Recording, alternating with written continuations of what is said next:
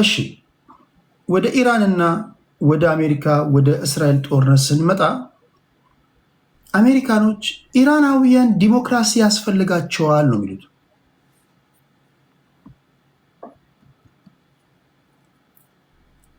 የመጀመሪያው ነገር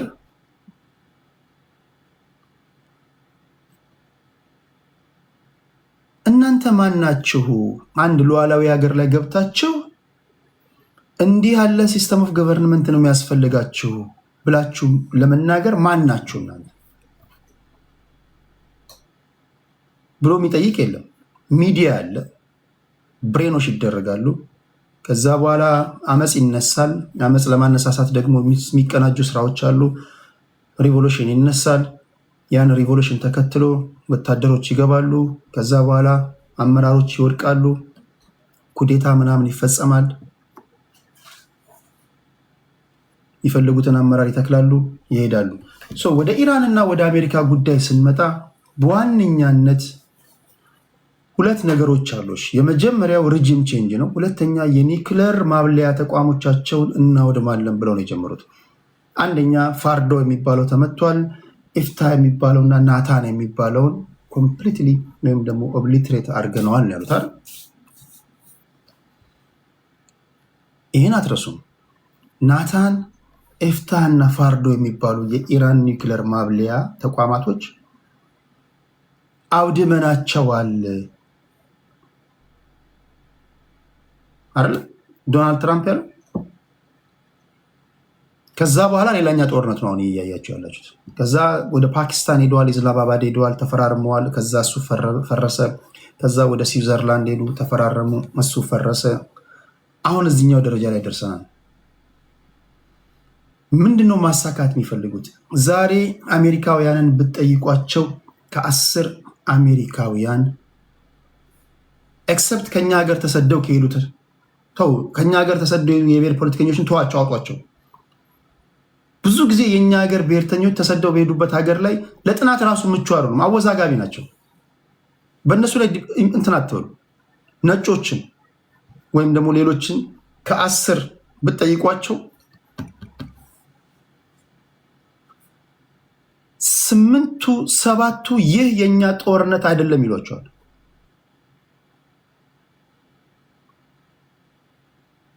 8ቱ ወይ 7ቱ ይህ የኛ ጦርነት አይደለም ይሏቸዋል። ለምንድን ነው? ምስጋና ለኢሊቶቻቸው ይሁን፣ አንቅተዋቸዋል። ከዚህ ቀደም የነበረው የአሜሪካ ሕዝብ ኢራን ላይ ዘመቻ ሊደረግ ነው ሲባል ይደግፍ ነበር። አፍጋኒስታን ላይ ይደግፍ ነበር። ሶሪያ ላይ ይደግፍ ነበር። የመን ላይ ይደግፍ ነበር። ሊቢያ ላይ ይደግፍ ነበር። አሁን ሶሻል ሚዲያ እየተስፋፋ መጣ። ሜንስትሪም ሚዲያዎች እድል የማይሰጧቸው የፖለቲካ ሳይንቲስቶች፣ የሚሊተሪ ሰዎች እድል እያገኙ መተንተን ጀመሩ። ፎክስም ሲኤንኤንም እድል የማይሰጣቸው እነዚህ የፖለቲካ ሳይንቲስቶች የሚሰጧቸው ትንታኔዎች አኩሬት ናቸው። ደግሞ ህዝቡ እየነቃ መጣ። ዛሬ ከ10ሩ 7ቱ 6ቱ ይሄ የኛ ጦርነት አይደለም ይላቸዋል። ኤክሰፕት እንደዚህ አሁን ጆሲ አሁን ከኢትዮጵያ ተሰዶ እንደሄዱ እንደኛ እኛ አሙቄ ነን፣ በገባንበት አሟቂ ነን። እኛ ተው፣ እኛን ተው። እኛ ለጥናት አንመችም። እኛ ኢንፋክት ጥናት አወናባጆች ነን። አሁን ከዚህ ጥናት ውስጥ ኢትዮጵያዊ ብታስገባ ግፋ በለው ምናምን ይላል። መጣንልሽ ኢራን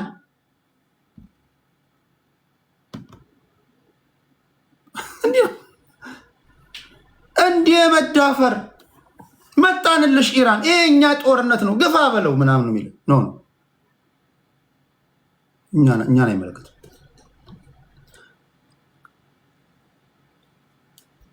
የሚገባቸው አሉ፣ በጣም ብሩህ አእምሮ ያላቸው በጣም አንደርስታንድ የሚያደርጉ ምናምን አሉ። ዛሬ ግን ነጮችን ብታዋቸው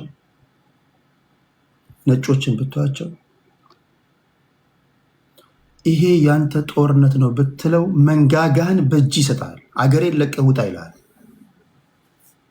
ቢኮዝ ነጮቹ ዛሬ የሚናገሩትን የሚሰጡን ትንታኔ ብታዩ ከፍተኛ ቁጣ ላይ ነው ያሉት።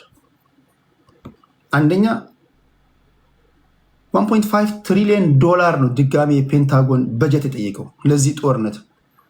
የአሜሪካ ህዝብ የኑሮ ውድነት እያንገላታው ባለበት፣ ሃውሲንግ ሾርቴጅ ባለበት፣ የነዳጅ ዋጋ በየጊዜው የጨመረ ባለበት፣ ሊቪንግ ኮስት እየጨመረ ባለበት በዚህ ሰዓት ላይ የኛ ባልሆነ ጦርነት የታክስ ፔሩን መኒ ጦርነት ላይ ስፔንድ የምታደርጉት ለምንድን ነው? እኛ እዚህ በሀገር ውስጥ ስትራግል እያደረግን ባለንበት ሰዓት ላይ ብሎ ኩዌሽን እያደረገ ነው።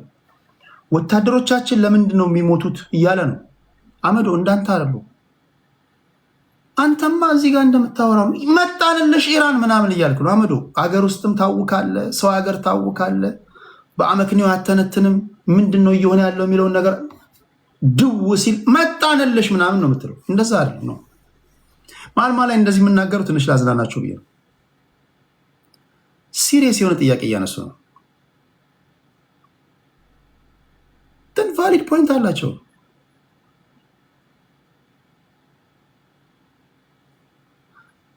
ኦኬ፣ ሌላው የእስራኤል ኢንተረስት ምንድን ነው? እዚህ ጋር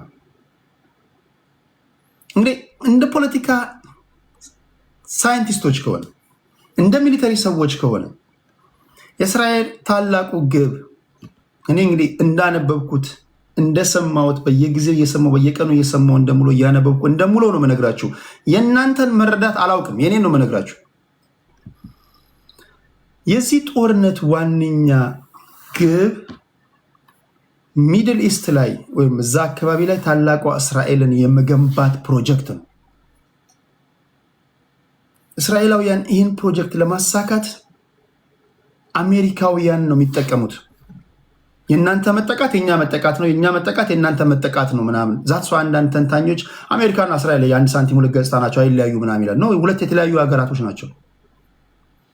ቤንጃሚን ኔታንያሁም ሲናገር እንደሰማው እኛ እንደ አንድ እስራኤል ላይ የራሳችን ኢንተረስት አለን፣ አሜሪካኖች የራሳቸው ኢንተረስት አላቸው ነው የሚል። ሁለት የተለያዩ ሀገሮች ናቸው። እንዲህ እንድትል አርገው ነው የኛ መጠቃት የእስራኤል ነው፣ የእስራኤል መጠቃት የኛ ነው ብለህ እንድታስብ አድርገው በሚዲያ ላይ ኢንፍልትሬት አድርገው ገብተዋል። ፖለቲከኞችን ይዘዋል፣ ኦፒኒየን ሊደሮችን ይዘዋል፣ ዋና ዋና የሚባሉትን ማለት ነው። ሚዲያ ደግሞ እንደምታውቁት ሚዲያ የሰዎችን አእምሮ በመቀየር ረገድ በጣም የአንበሳውን ድርሻ ይጫወታል። ስለዚህ ከግራ ከቀኝ ሁሉም ሚዲያዎች መጥተው የእነሱ መጠቃት የኛ መጠቃት ነው፣ እንዲህ የሆነ ነው፣ ኒውክለር እያብላሉ ነው፣ ሊያጠፉ ነው ምናምን የሚል ዘገባ ከሰማችሁ ትለወጣላችሁ።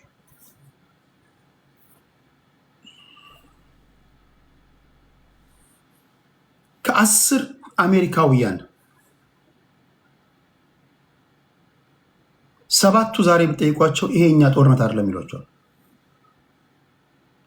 ከኢትዮጵያ ተሰደው ሄዱትን ተዋቸው፣ እነሱ እንዳጠይቁ እዚህ ጥናት ውስጥ እንዳታስገቧቸው። በኩርኩም እያልክ አስወጣቸው። ጥናት ያወናብዳሉ። ጥናት እኛ አንመችም ለእነዚህ አይነት ጥናት እናጭበረብራለን። ሌሎች ዜጎችን ስፓኒሾች ምናምን እነሱን ነው ነጮችን መጠየቅ ብትበትንላቸው ኖ ይለዋል። ይሄ የኛ ጦርነት አይደለም ይላል። የኛ ጦርነት አይደለም። ህዝቡ የኛ ጦርነት አይደለም ካለ በሌላ አባባል ምን ማለት ነው? የእስራኤል ኢንተረስት የሚጠበቅበት ጦርነት ነው እያለህ ነው። እስራኤል ኢንተረስቷን የምታስጠበቀው እንዴት ነው? ሎቢስቶች አሏት። ሎቢስት ማለት በተደጋጋሚ ምናልባት ሳወራ ሰምታችሁ ከሆነ የአሜሪካ ፎሬን ፖሊሲ እስራኤልን ተጠቃሚ የሚያደርግ ሆኖ እንዲቀረጽ ወይም ደግሞ ፕሮ እስራኤል ዳይሬክሽን እንዲሄድ የሚያደርጉ ፖሊሲዎች እንዲወጡ የሚያደርጉ ጫና የሚያሳድሩ ሰዎች ማለት ነው። ዲፕ ስቴት ምናምን የሚባል ነገር አለ።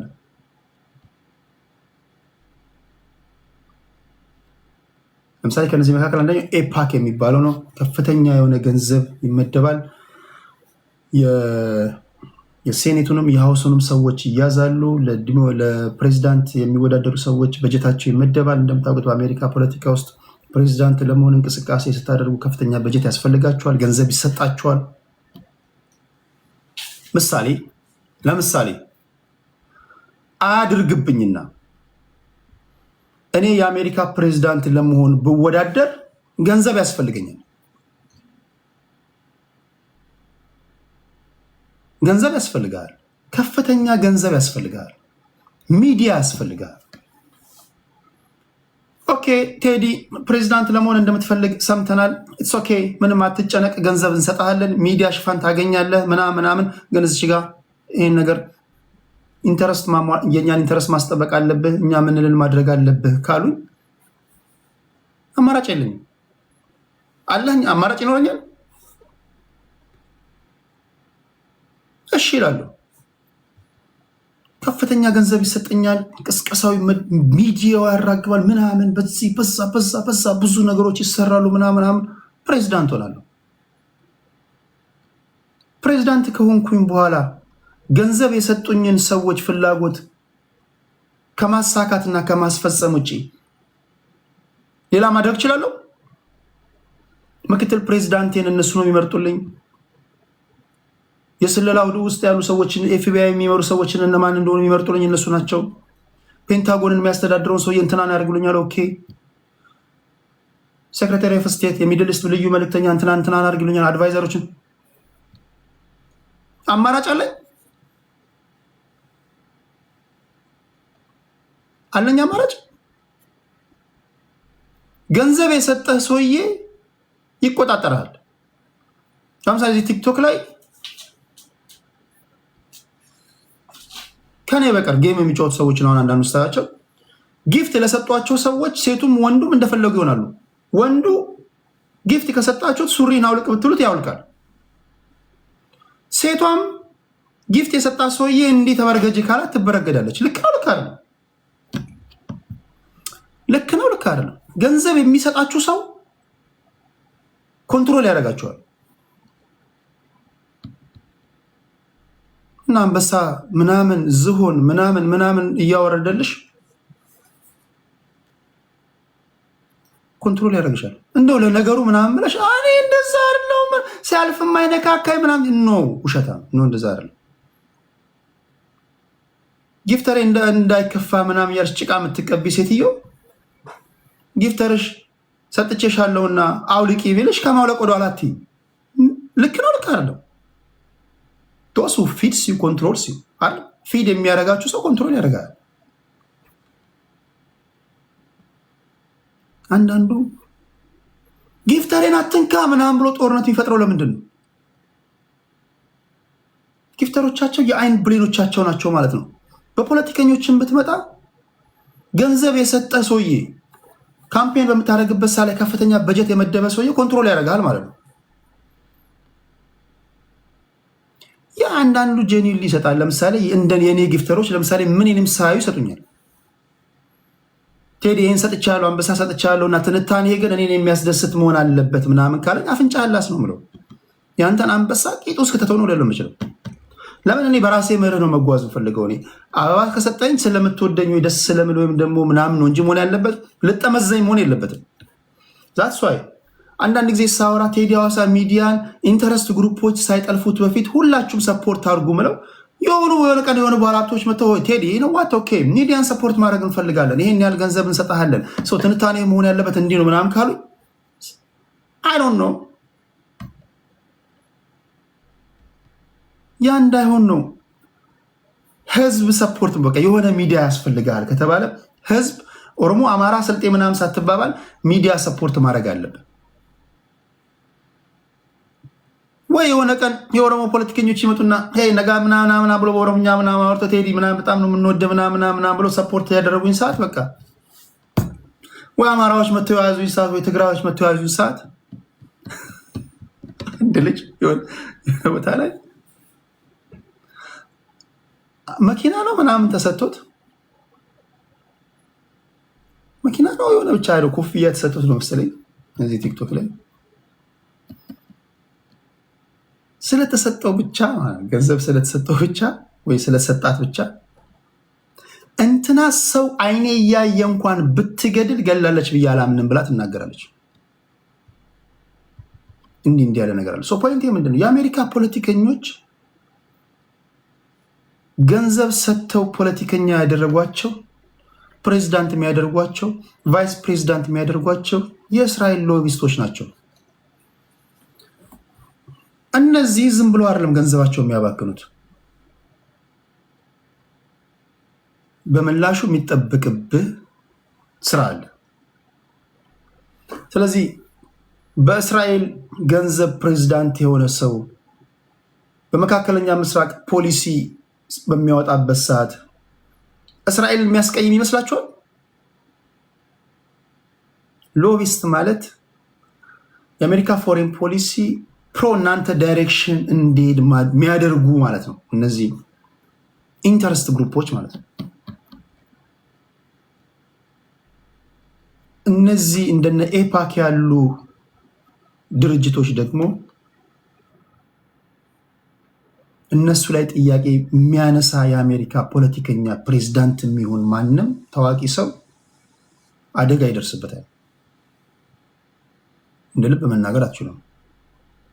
ሚዲያው የተያዘ ነው። ፖለቲከኞች የተያዙ ናቸው። ሁሉም የተያዘ የተተበተበ ነገር ነው። ስለዚህ ባራክ ሁሴን ኦባማ መጣ፣ ጆርጅ ቡሽ መጣ፣ ዶናልድ ትራምፕ መጣ፣ ጆ ባይደን መጣ። በመካከለኛ ምስራቅ ጉዳይ ላይ የሚያወጡት ፖሊሲ በሙሉ ኢቭን የአሜሪካንን ኢንተረስት የሚጎዳ እንኳን ቢሆን እስራኤልን ላለማስቀየም ወይም ፕሮ እስራኤል ዳይሬክሽን የሚሄድ ነው ማለት ነው። ያልገባችሁ አላችሁ? አምሶሪ ያልገባችሁ ካላችሁ ጠጠር ካለባችሁ ከዚህ በላይ በቀላል አማርኛ እንዴት ላስረዳ እንደምችል አላውቅም። አንዳንዱ ምንድን ነው ቀለል አድርገው ምናምን ይለኛል። አምሶሪ ጋይስ፣ ከዚህ በላይ ቀለል አድርጌ እንዴት ነው ላስረዳ የምችለው? አልገባኝም ይላል አነፍናፊው። ምንድን ያልገባ? ሎቢስት ማለት አሜሪካ ውስጥ ሎቢስቶች አሉ ማለት ሎቢስቶች የሚሰሩት ስራ ኢንተረስት ግሩፖች ናቸው። የአሜሪካ ፎሬን ፖሊሲ ለምሳሌ ኢትዮጵያ ሎቢስቶች፣ ጠንካራ ሎቢስቶች አሏት ከተባለ አሜሪካ ኢትዮጵያን በሚመለከት የምታወጣው ፖሊሲ በሙሉ ኢትዮጵያን ተጠቃሚ የሚያደርግ እንዲሆን የሚያደርጉ አካላቶች ማለት ነው። እነዚህ የቀድሞ ፖለቲከኞች ሊሆኑ ይችላሉ፣ ታዋቂ ሰዎች ሊሆኑ ይችላሉ፣ አክሰስ ኤጀንቶች ሊሆኑ ይችላሉ፣ ከፕሬዝዳንቱ ጋር ከውጭ ጉዳይ ሚኒስትሩ ጋር ከፖሊሲ አውጪዎች ጋር ግንኙነት ያላቸው ልዩ ልዩ ሰዎች ናቸው ሎቢስቶች። ገብተዋል አሁን? ስለዚህ የትኛውም የአሜሪካ ፕሬዝዳንት መጥቶ በመካከለኛ ምስራቅ ላይ እስራኤልን የሚያስቀይም ፖሊሲ ሊያወጣ አይችልም። ይችላል?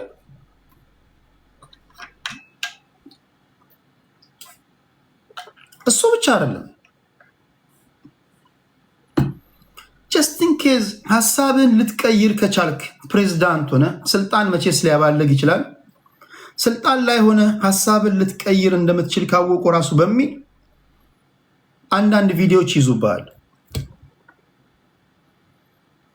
ከሴቶች ጋር ስተኛ፣ ህፃናቶችን ስታማገጥ ምናምን ምናምን ዘን ይሄ ፖሊሲ እኮ ሀገሬን ጉዳይ ይጎዳል ምናምን ምናምን ብለህ ትንሽ ማጉረምረም ስትጀምር ወንድሜ እችን ቪዲዮ አይተሃል ምናምን ትባላለህ። እችን ቪዲዮ አይተሃል? እድሜ ልክህን እስር ቤት ታሳልፋለህ ወይስ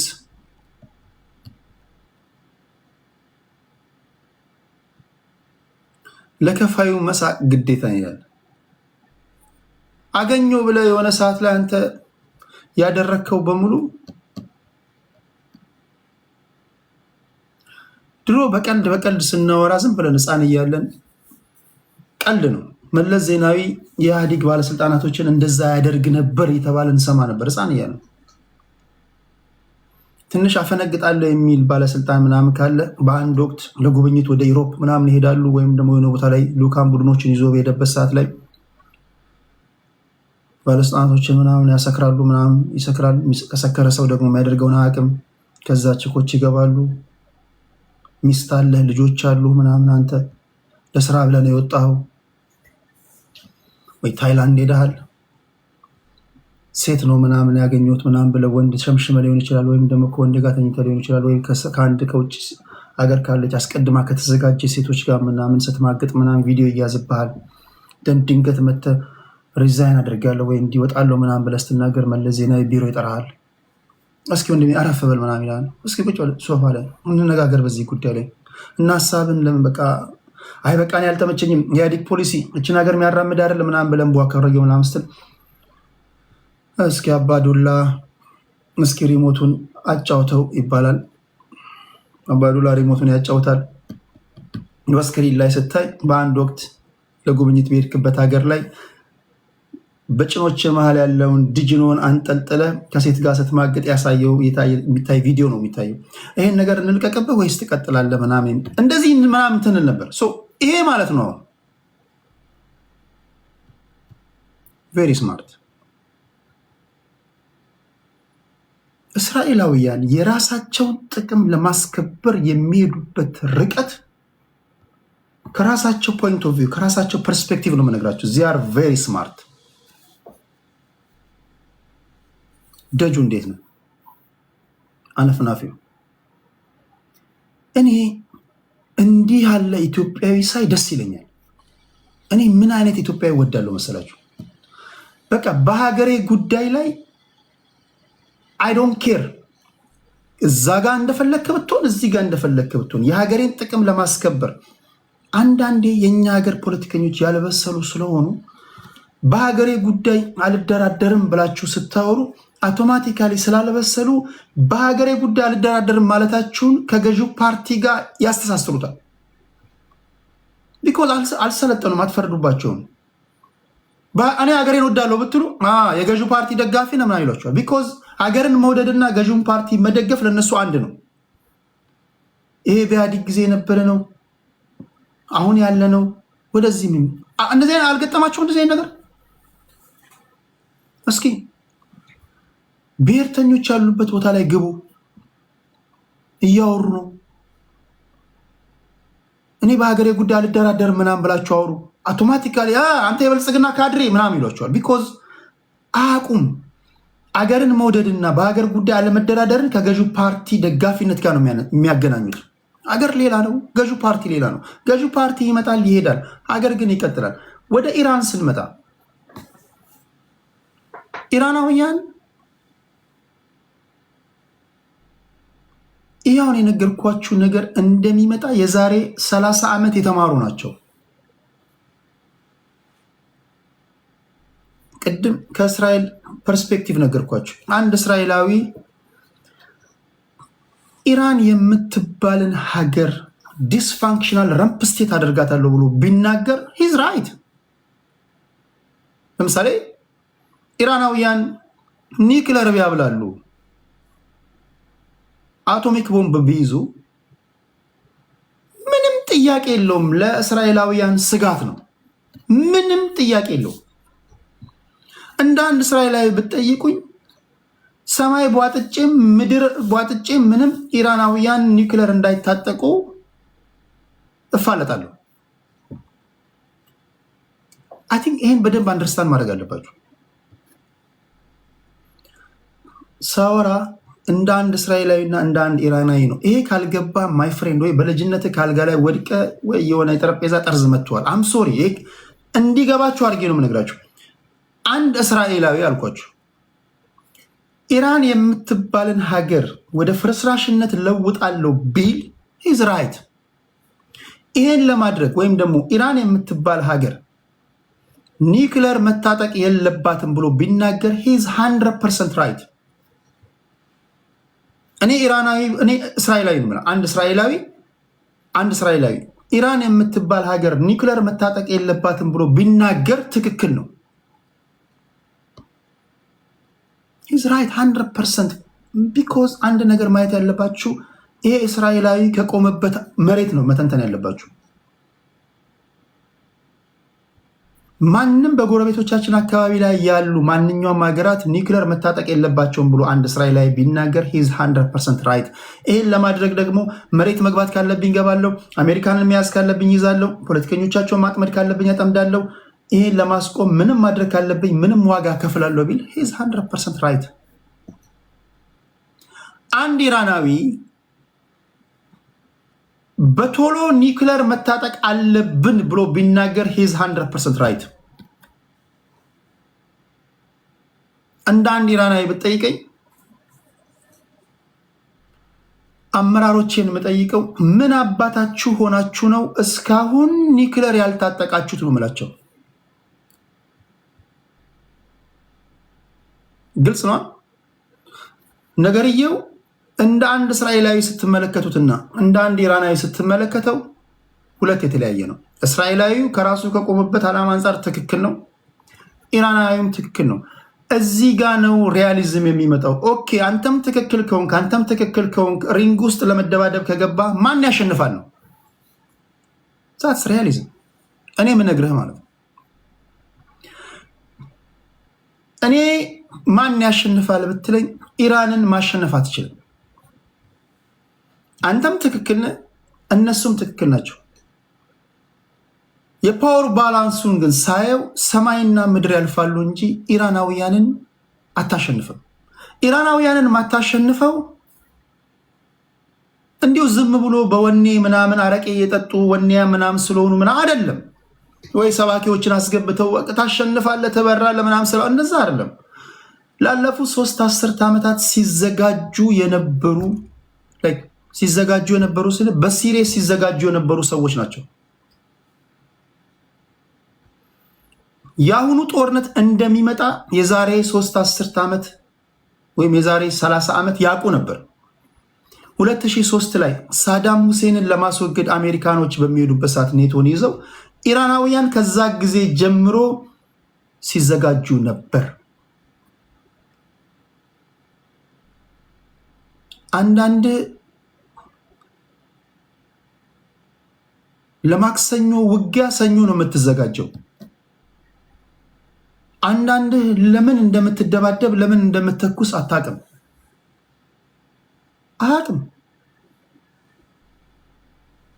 አንዳንዱ ከተታኮስክ በኋላ ምንድነው የምታሳካው ብትለው አያውቅም። አንዳንዱ እየተታኮስን ነው ብሎ ይነግራል እንጂ ጦርነቱ የሱ ይሁን አይሁን አያውቅም። አብዛኞቻችሁ የምታደርጉት ያላችሁበት ጦርነት የእናንተ ጦርነት ስለመሆኑ አታውቁም። ይሁን አይሁን አዋጊዎቻችሁ ብቻ ነው የሚያውቁት። ምን ለማለት ፈልጌ ነው? አሜሪካውያን በእስራኤላውያን ተይዘው እዚህ ጦርነት ውስጥ ገብተዋል። ከዚህ ቀደም በነበሩ ጦርነቶች አሜሪካውያን የነሱ ጦርነት ይመስላቸው ነበር። ኢራናውያንን ማሸነፍ የማትችሉበት አንደኛው ምክንያት ኢራናውያን የሚያደርጉት ጦርነት የነሱ ጦርነት መሆኑን በደንብ ስለሚያውቁ ነው።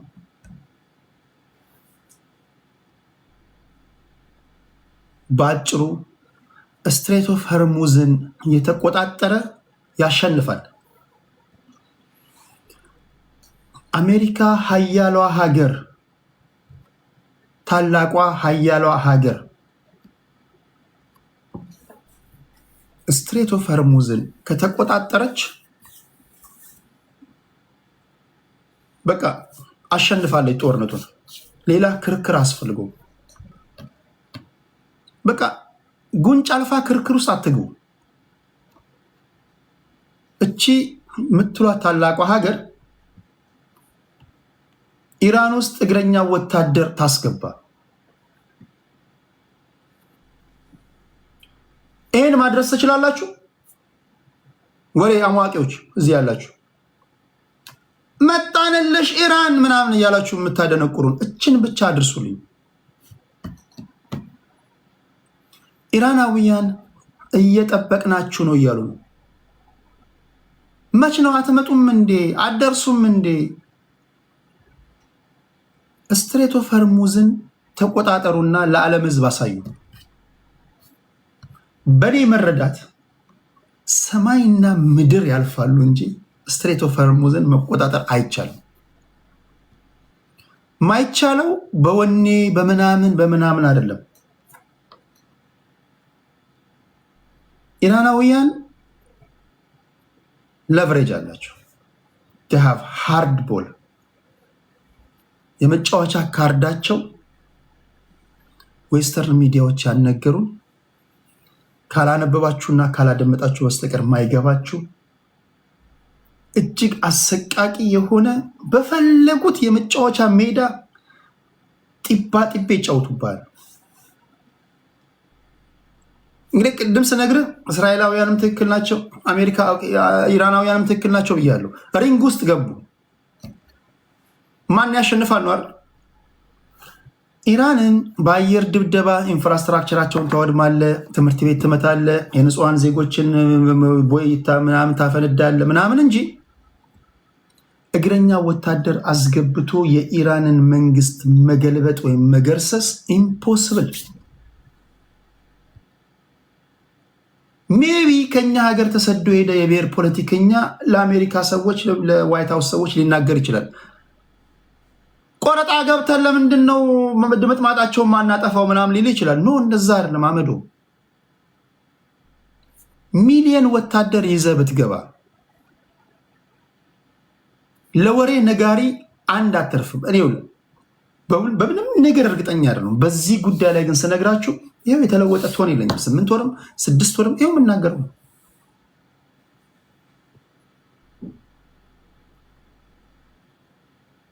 አሁን ባለው ነባራዊ ሁኔታ አሜሪካውያን ወይም የአሜሪካ መንግስት ገልፍ ሀገራት ላይ የነበሩት ወታደራዊ ቤዞች በሙሉ ድምጥማጡ ጠፍቷል። ከዚህ ቀደም ከነዚህ ከገልፍ ሀገራት ነበር የሚተኩሱባቸው። ባህሬን ላይ፣ ሳውዲ አረቢያ፣ ኩዌት፣ ዩናይትድ አረብ ኤምሬትስ እነዚህ አካባቢዎች ላይ ያሉ ወታደራዊ ቤዞቻቸው ድምጥማጡን የጠፋው። አሁን አሜሪካኖች ያላቸውን ራዳር ተተኳሽ አስተኳሽ ምናምን ይዘው ወደ ጆርዳን ሄደዋል። እጅግ ወደዚህ ከመግባት በፊት ከትላንት ወዲያ ሳነቡና ያሳቀኝ ነገር ልንገራቸው። ወደ እስራኤል ሊወስዱ ነበር። የእስራኤል መንግስት ወይም ቤንጃሚን ኔታንያሁ አንፈልግም አለ። አልሰማችሁም? ይሄ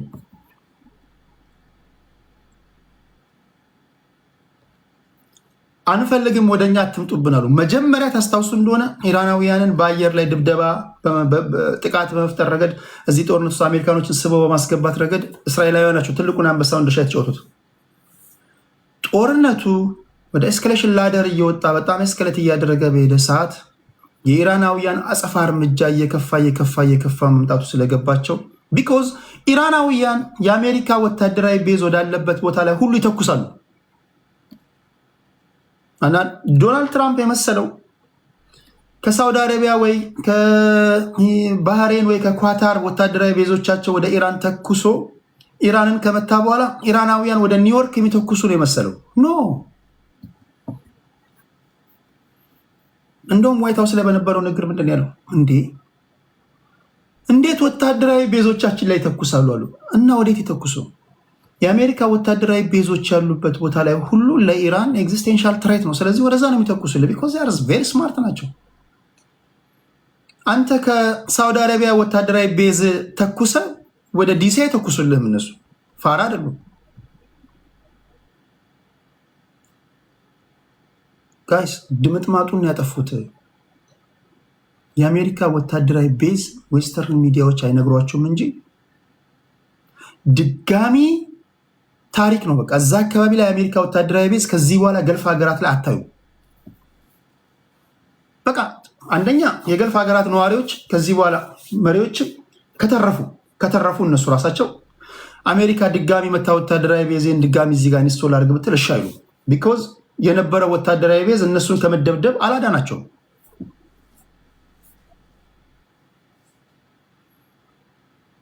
አሁን ጆርዳን ላይ ነው ያሉት እስራኤላውያን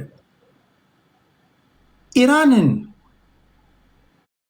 በመደብደብና ኢራንን መሪዎቿን በመግደል የአንበሳውን ድርሻ እየወሰዱ አሁን ኖ ብሏል። ከጦርነቱ ወጥቷል። ቢኮዝ ዋነኛ ዓላማቸውን አሳክቷል። ኢራንንና አሜሪካንን ማጋጠም ነበር። አሁን ፖፕኮርናቸውን እየበሉ እያዩ ነው። ይሄ ጦርነት በአጭር ይቋጫል ብሎ የሚነግርህ ካለ የዋህ ነው። በስዊዘርላንዱ ላይ በነበረው ኤምኦዩ ወይም ደግሞ ሜሞራንድ ኦፍ አንደርስታንዲንግ ኢራናውያን የመደራደሪያ ነጥቦች ነበሯቸው። በተለይም አርቲክል 5 ላይ ወይ አንቀጽ 5 ላይ ስትሬት ኦፍ ሆርሙዝን በበላይነት የሚቆጣጠረው የኢራን መንግስት ነው በሚባልበት ደረጃ ላይ ተስማምተው ነበር። ድጋሚ ያፈረሱት ነግራችሁ ነበር። ቤንጃሚን ኔታንያሁ ካልፈቀደ ምንም የሚደረግ ስምምነት የለም ብያችሁ ነበር። ኢራን ውስጥ የኢራን ፖለቲካ በሁለት ነው የሚከፈለው። እነዚህ ሞዴሬት የሚባሉ አሉ፣ ሃርድ ላይ ያሉ አሉ። እነዚህ የአይአርጂሲ ሰዎች አሉ፣ የሪቮሉሽነሪ ጋርዶች። ዋነኛውን ውሳኔ የሚወስኑት እነሱ ናቸው። ሌሎቹ እና አባስ አራክቺ የምትሏቸው እነዚህ ሞዴሬት ናቸው። ለድርድር ለምናምን እነሱ ማናገር ትችላላችሁ።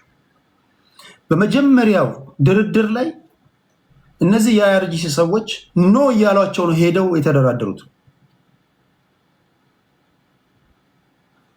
ከዚህ በኋላ ከኢራናውያን ጋር እንደራደር ብትሏቸው የምንፈልገውን ነገር ካላሳካን በስተቀር አንደራደርም። የአይአርጂሲ ሰዎችም አይፈቅዱላቸውም ሲጀመር።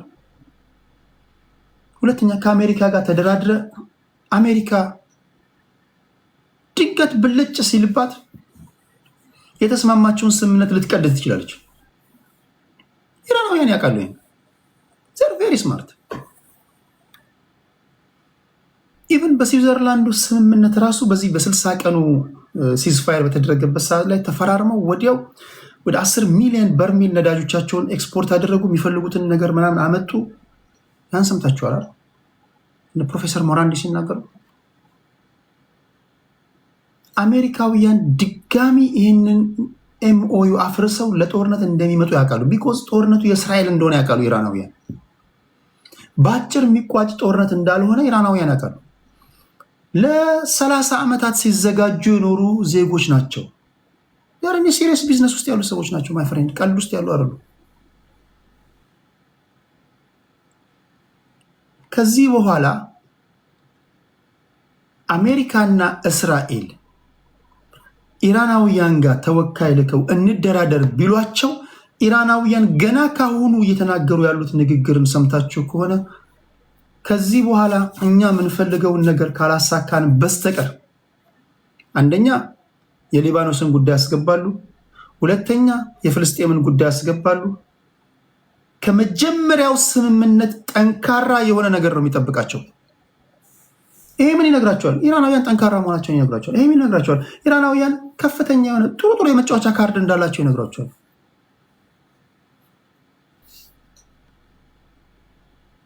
ስትሬት ኦፍ ሆርሙዝ ተዘግቷል። 30-35% የነዳጅ መተላለፊያ ነው። ብዙዎቻችን ነዳጅ ምናምን እያለን ስለምናወራ ነው እንጂ ፈርቲላይዘር የሚተላለፍበት ነው። የተለያዩ መድኃኒቶች የሚተላለፉበት ነው። ኬሚካሎች የሚተላለፉበት መንገድ ነው። ባብል መንደብ፣ ይሄ ሳውዲ አረቢያ የምትጠቀምበት የቀይ ባህር መተላለፊያ 12% ነዳጅ መተላለፊያ መንገድ ነው። እሱ ተዘግቷል። ወደኛ ስንመጣ ማለት ነው በምን ሁኔታ ላይ ነው ያለው?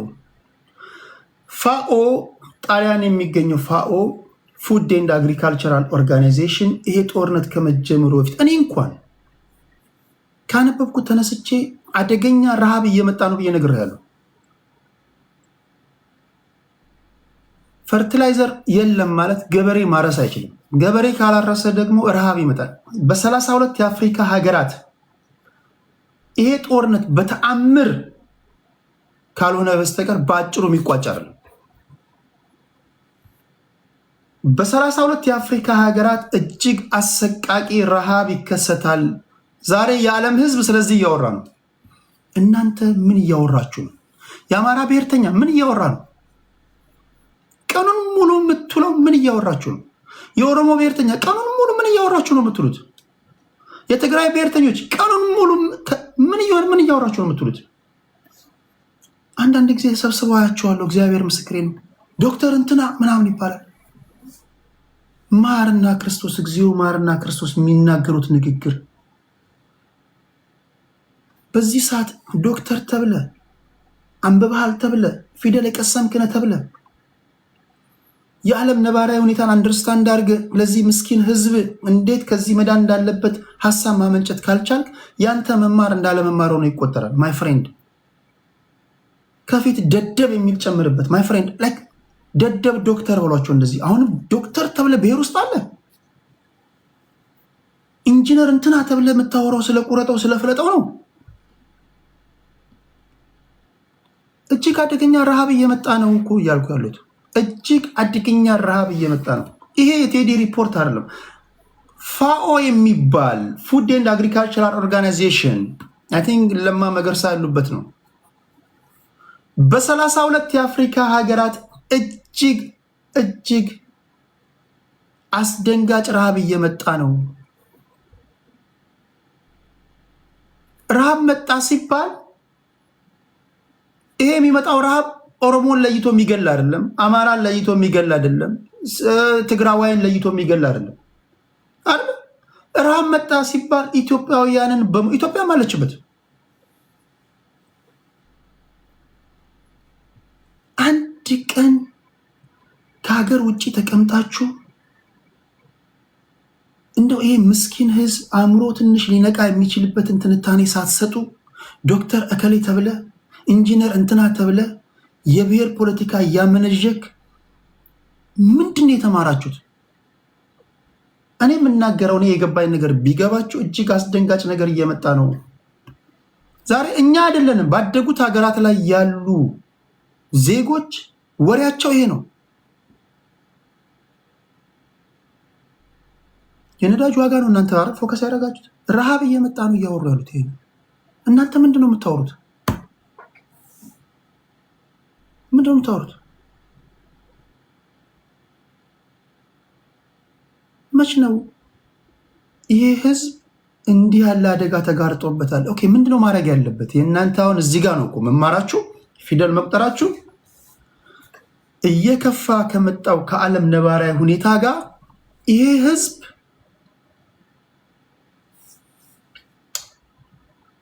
የሚያስቀው ነገር እኮ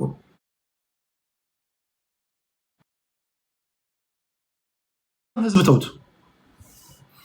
አሜሪካ ያለህ ራሱ ህልውና አደጋ ውስጥ ነው። በርካቶቻችን ከስራ እንባረራለን። በቅርቡ የምታዩት ነው። በአውሮፓ በአሜሪካ ሀገራት ምድር አንቀጥቅጥ ሰላማዊ ሰልፍ ይነሳል። ለራስህ ህልውና አደጋ ውስጥ ነው ያለኸው። እኛን ያፈርሱ እነዚህ ነው። እኔ አሁን እነዚህ ሰዓቸው ጢባ ጢቤ ባልጫወትባቸው ትፈርዳላችሁ። ዶክተር እንትና ተብለዋን ብሔርተኛ ሆኖ ሲመጣውን ስለ ብሔር ሲያወራ እድሜ ልኩን ተሸማቆ እንዲኖር ባላደርገው እንዱ ትፈርዱብኛላችሁ። ቁም ነገር እኔ ቁም ናችሁ። እንኳን ኢትዮጵያ ያለው እኛ ራሳችን የህልውና አደጋ ውስጥ ነው ያለ ነው። የዩክሬንና የራሽያን ጦርነት ብታዩ ቭላዲሚር ፑቲን የሚናገረውን እየሰማችሁ ነው። ዌስተርኖች እየወጋጉን ነው። ራሽያውያን ኒኩለር ለመጠቀም 11ኛ ሰዓት ላይ ነው ያሉት። ይሄ ሶስተኛው የዓለም ጦርነት ዝም ብሎ ቃል ምናምን አይደለም። የኒኩለር ጦርነት ነው የሚሆነው። ኒኩለር ደግሞ ከሆነ ማናችንም አንተርፍም። በኢራን ጉዳይ ላይ አሁን የኢራን ጉዳይ በጣም አደገኛ መስመር እየያዘ ስለሆነ ኒኩለር ሊጠቀሙ ይችላሉ። ኒኩለር የሚጠቀሙ ከሆነ ቻይናና ራሽያ ደግሞ ዝም አይሉ። እነዚህ ኒኩለር የታጠቁ ሀገራት ናቸው።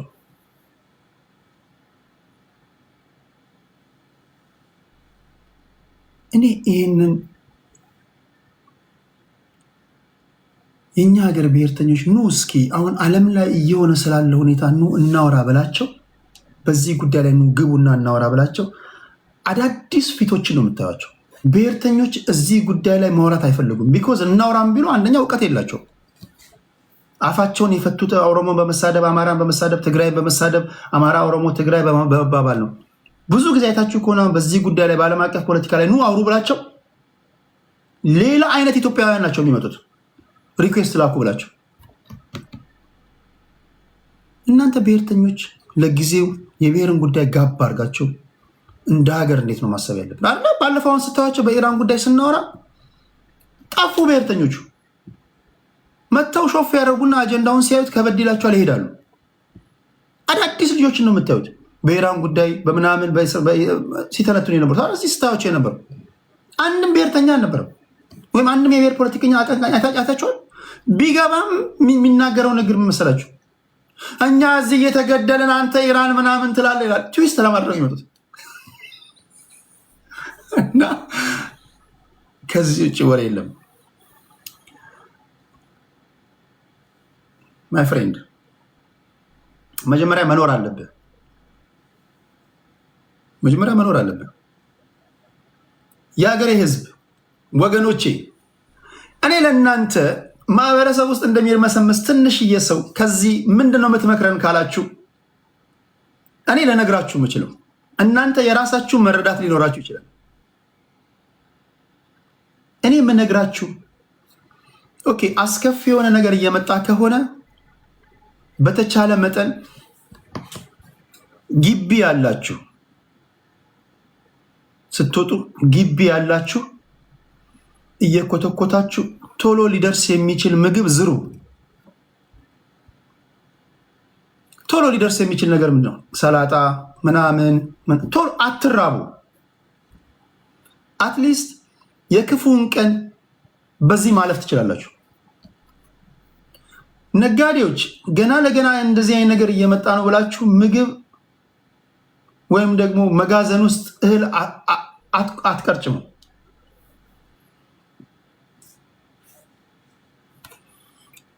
ስግብግብ ነጋዴ መጋዘን ውስጥ ገና ለገና ከመቶ 200 አተርፋለሁ ብለህ ምታከማች ካለ ጥሩ አይደለም። ሙዝ በዳቦ ብሉ ይለኛል። ሙዝ በዳቦ የቅንጦት ምግብ ነው። ረሃብ ሲመጣ ቀንድም ትበላለህ። ማይ ፍሬንድ አትራብ። መጀመሪያ እኔ የምነግርህ መጀመሪያ ማይ ፍሬንድ መጀመሪያ በህይወት ኑር። አረ መጀመሪያ ሰው በህይወት ሲኖር ነው እኮ አማራ ኦሮሞ የሚለው። መጀመሪያ አንተ ሳትኖር ምንድን ነው የምታወራው? በተቻለ መጠን እንዳትራቡ፣ እንዳንራብ የከተማ እርሻ ላይ ተሰማሩ። የከተማ እርሻ ስላችሁ ቤት ያላችሁ ቦታ ያላችሁ ትንሽዬም ነገር ቢሆን አይ ዶንት ኖ ቶሎ ሊደርስ የሚችል ነገር ምንድነው አላውቅም። እኔ ባለፈው ስጠይቅ ሰላጣ ምናምን ብለው ነበር። ማይ ፍሬንድ አትራብ።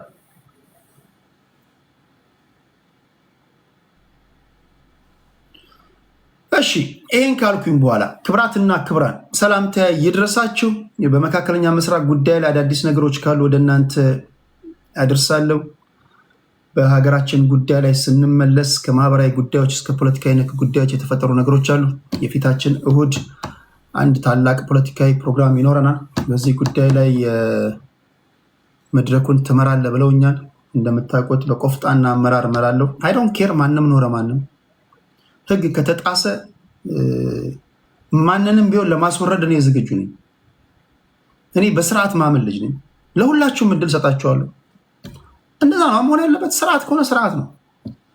ማንም እኔ አብይ አህመድ መጣ፣ ጆሃር መሐመድ መጣ፣ ከበደ መጣ፣ አየለ መጣ፣ ውይይት በስርዓትና በመከባበር ሲሆን ደስ ይለኛል። ስርዓት ከተጣሰ እኔ ደስ አይለኝም። እኔን የሚያዩ ሰዎች ሁልጊዜ ቴዲ ሲባል ከኳሊቲ እና ከስርዓት ጋር ነው የሚገነዘቡት። እኔን ኦዲየንሶች ይመጣሉ፣ አስገባችኋለሁ። ሁላችሁም ትገባላችሁ። ለማቃችሁ ሰዎች እድል ሰጣለሁ። ለማቃችሁ ሰዎች አሁን እነዚህ ወዲ ሚካኤል እንደሚባል ሰውዬ አለ። አሁን ይሄ ወዲ ሚካኤል የሚባል ሰውዬ እንዳንተ ያለ ሰው ዝም ብለህ ካደመጥክ በቂ ነው። ሳጂዬ የሳጂት ጉዳይ በጣም ነው የሚገርመኝ። ሳጂት በጣም ይገርማል።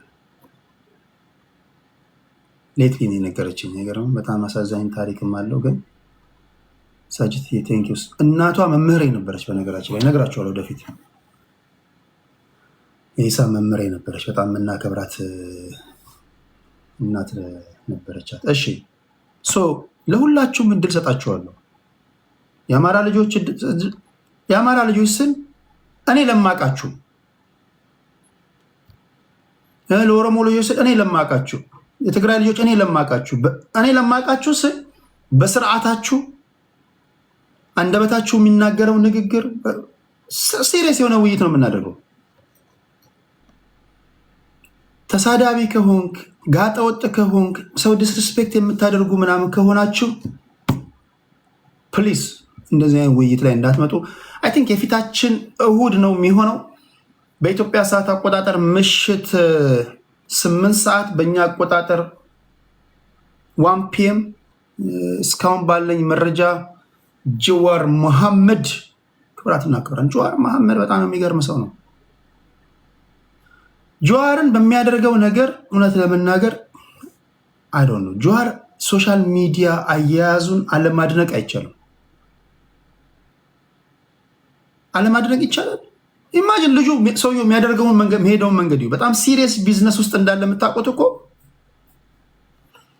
ሶሻል ሚዲያን በቁም ነገር እየተጠቀመ ያለ ሰው ነው። በተደጋጋሚ ነግሬያቸዋለሁ። ፌስቡክ ላይ ያለ መታከት ይጽፋል። ወጣቱ አለበት የተባለ ቦታ ላይ ሁሉ ይገባል። ዩቲዩብ ላይ ነው የኢትዮጵያ ሕዝብ ያለው ከተባለ ወደ ዩቲዩብ ይሄዳል። ቴሌግራም ላይ ነው የኢትዮጵያ ሕዝብ ያለው ከተባለ ቴሌግራም ላይ ይመጣል። ኢንስታግራም ላይ ነው የተባሉት ከተባለ ኢንስታግራም ላይ ይመጣል። ቲክቶክ ላይ ጀዋር መሐመድ ክብራትና ክብራን የሚገርም ሰው ነው። ከሱ በፊት የኛ ሀገር ፖለቲከኞች ታውቃላችሁ፣ ኑ ከኢትዮጵያ ህዝብ ጋር ጥያቄና መልስ ፕሮግራም ላዘጋጅላችሁ፣ ኑ ፕሮግራም እንግዳ አድርጌ ላምጣችሁ ምናምን ብዬ ብዙዎቹን አናግሬያቸው ነበር። ብዙዎቹ ቲክቶክ ላይ ተሳዳቢዎች ያሉበት አረ ቴዲ አንመጣም ምናምን አሉ። ፖለቲከኛ ወጣቱ ያለበት ነው መገኘት ያለበት። ዛሬ የትኛውም ፕላትፎርም ላይ ብትሄዱ ከቲክቶክ ውጭ ወጣቱ በብዛት ያለበት ቦታ አለ። ቁጥር 1 ቲክቶክ ነው። ፖለቲከኛ ሆነ ቲክቶክ ላይ ካልተገኘ የት ነው የምትገኘው? ታስፋይ ጀዋር ስማርት ነው ስላችሁ ወጣቱ ህዝቡ ባለበት ቦታ ላይ ሁሉ ይገኛል። የፖለቲከኛ ተቀዳሚ ተግባሩ ደግሞ ይሄ ነው መሆን ያለበት። ኦዲየንሶችን የሚያዝ አጀንዳ ልሸጥ የምትችልበትን ቦታዎች ማወቅ እንዴት ነው ምናምን የሚለው አይደለም። ከዚህ ውጭ ምን አለ? ሱፍና ከረባት አስራ ምናምን ዩቲዩብ ላይ በቃ ኢንተርቪው ምናምን መስጠት ወይም ደግሞ የሆነ ሜንስትሪም ሚዲያ ላይ ብቻ መገኘት ከሆነ ተበልጣል። በእኔ ትንታኔ ጀዋር መሐመድ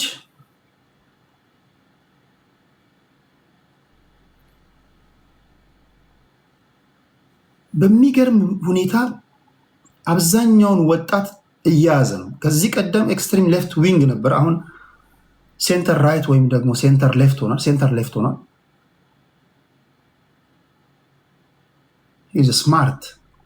ስማርት ስላችሁ በአንዳንድ እይታዎች እኔና እሱ ላንስማማ እንችላለን። ማንስማማባቸው ነገሮች አሉ። ግን በሚዲያ አጠቃቀም እሱን ለማድነቅ አይቻልም። ለሌሎቻችሁም ትምህርት ነው የሚሆኑ። እድል ሰጣችኋለሁ። እሁድ ዕለት አስገባችኋለሁ። የሚገርም ውይይት ይኖረናል።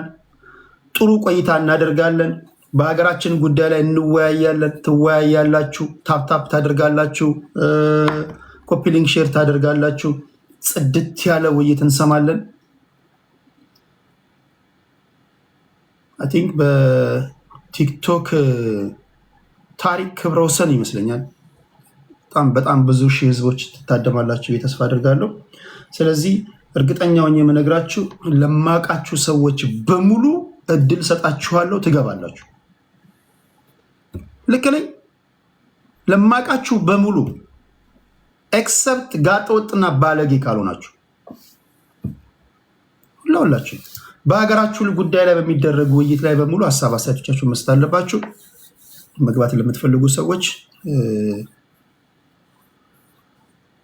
ሌሎቻችሁ አስቀድማችሁ በውስጥ ጻፉልኝ።